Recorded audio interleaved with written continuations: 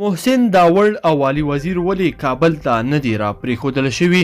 محسن داوړ او والي وزیر تازه سوي دي. پاکستان ورسره کوم چلند کړی دی؟ ګرانو لیدونکو السلام علیکم، وخت مو پخیر.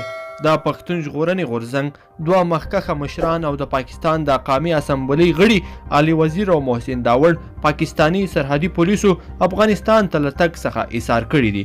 دوی دواړه نن د کابل ته راتلل چې سبا د ولسمشر غني د لوړې په مراسمو کې ګډون وکړي.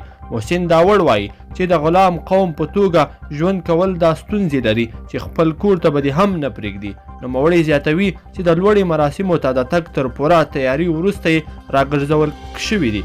وروسته لږ چې دوی ته د سفر اجازه ورنه کړل شوه، محسن داوړ په خپله ټویټر پاڼه ولیکل چې د پاکستان د پلټنو فدرالي ادارې چارواکو ورته ویلي چې د پاکستانی پوځ په امر دوی له سفر څخه منع کړي دي. د پېښور په هوایي ډګر کې علي وزیر یو ځل بیا ولسمشر غني ته د بریا مبارکي ورکړه او زیاته یې کړه چې د درېیمې درجې د ښاري په توګه ژوند کول دا ستونزې لري او باید مبارزه ګړندۍ وساتو. د پاکستانی امنیتي ادارو په دغه عمل باندې پښتنو سخت غبرګون ښودلی دی. پښتانه وایي چې د پاکستان له لوري داسې عمل شونی و، خو که یو نشو نو همیشه به له ورته حالت سره مخامخ شو. سبا دوشنبه په کابل کې د ولسمشر غني د لوړې مراسم کیږي چې د نړۍ له بېلابېلو هیوادونو څخه میلمانه ورته رابلل شوي وي. همدغو مراسمو ته د پښتون ژغورنې غورځنګ مشران هم بلل شوي وو چې تر دم غړی یوازې د عبدالله ننګیال د ورتګ پخلی شوی دی.